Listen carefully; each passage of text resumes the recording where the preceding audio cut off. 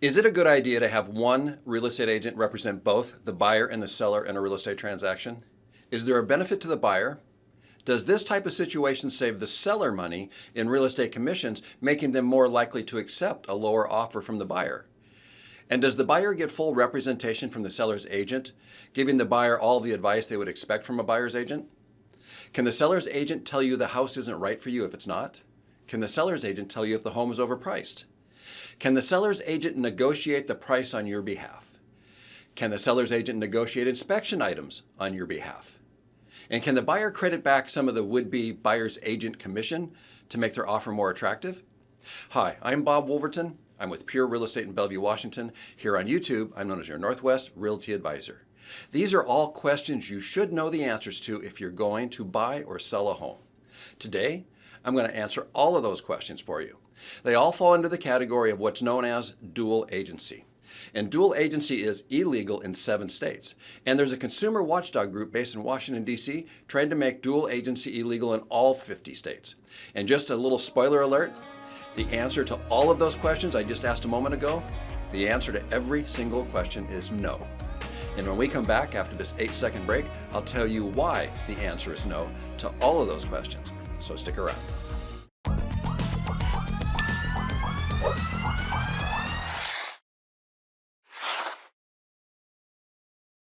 When a real estate agent represents both the buyer and the seller in a single real estate transaction, that is known as dual agency.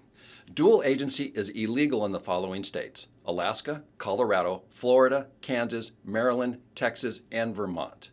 If you're looking to enter into a dual agency agreement and you're in one of these states, you can stop watching this video right now because it's flat out illegal in those states. So if you're in one of these states, don't waste your time watching the rest of this video because it doesn't apply to your situation or your state. And keep in mind, and this should be a really big clue to deciding if dual agency is a good idea or not.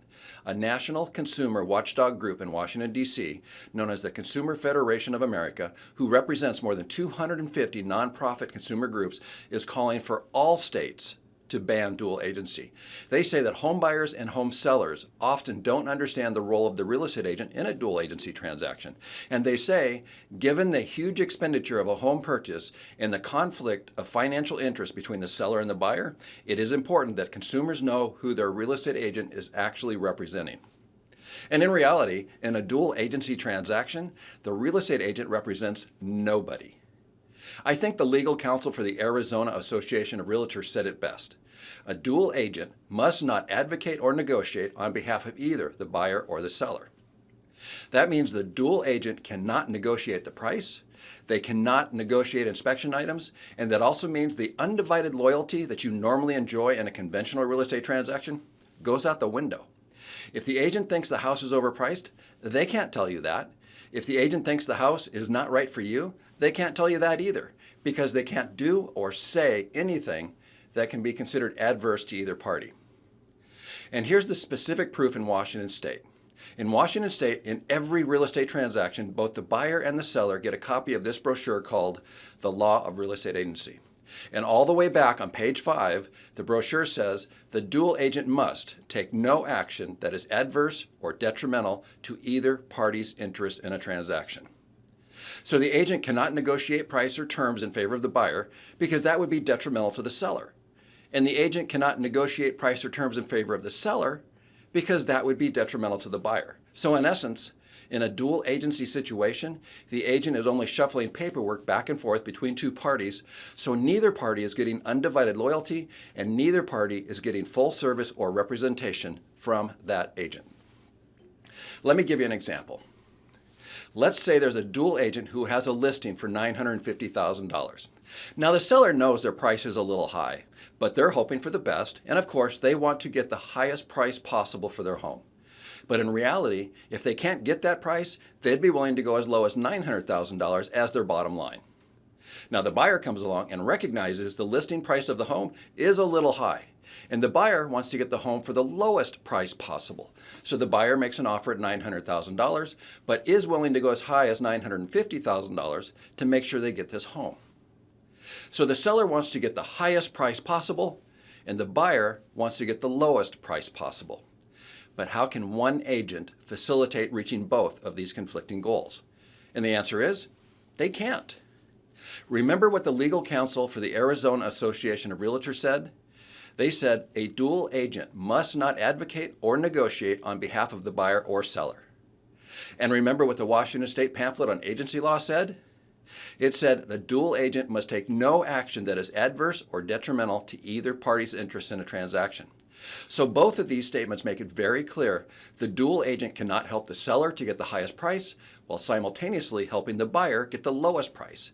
They are conflicting goals, and to act in favor of one party over the other is illegal and unethical. I've also heard of situations where the unrepresented buyer believes they can offer to credit part of the buyer's agent commission back to the listing agent or back to the seller as a way to make their offer more attractive in the eyes of the listing agent and/or seller. But the truth is, the buyer has no control over either the buyer or the seller's commission, whether they are represented or not. The seller has already contractually committed in their listing agreement how much commission they are agreeing to pay to both agents. To illustrate this point, I'm going to insert a portion of a video I posted on July 16th of 2019 from one of my videos titled, Who Pays the Real Estate Commissions? Now what I want you to watch for in this video example is when the seller signs the listing agreement. In this agreement, they are agreeing to pay 5% in real estate commissions, and they pay the entire 5% to the firm, and the firm is the listing office. So both sides of the commission are paid to the listing office, i.e. the firm, and then the firm agrees to pay part of that total commission, in this example 3%, to any cooperating member of the MLS, which basically means another real estate agent. The buyer has no control over this buyer's commission and has no ability to negotiate what is done with the commission paid to the cooperating agent. Let's see what I mean in this video example. In Washington State, when you list your home with a real estate broker, you sign a listing agreement, Form 1A, the exclusive sale and listing agreement. In Section 4 of that agreement, it addresses commissions. Here on line 29, you can see you have the option of paying a flat fee or a percentage of the sales price. Most commonly, people select a percentage of the sales price. In this example, let's choose 5%. That number can be higher or lower, but I think this number will help provide some clarity as to how this works. So this 5% number we enter into line 29. This is the total commission the seller will pay to the listing firm at closing. Now the listing agreement is with the home seller to list their home for sale. Nobody else is a signatory to this agreement, only the seller. Now as we continue in this agreement, we see from the total commission, the firm will offer a cooperating member of the MLS representing a buyer, that's the buyer's agent, a commission of either a percentage or a flat fee. In this case, on line 31, we're going to enter 3%.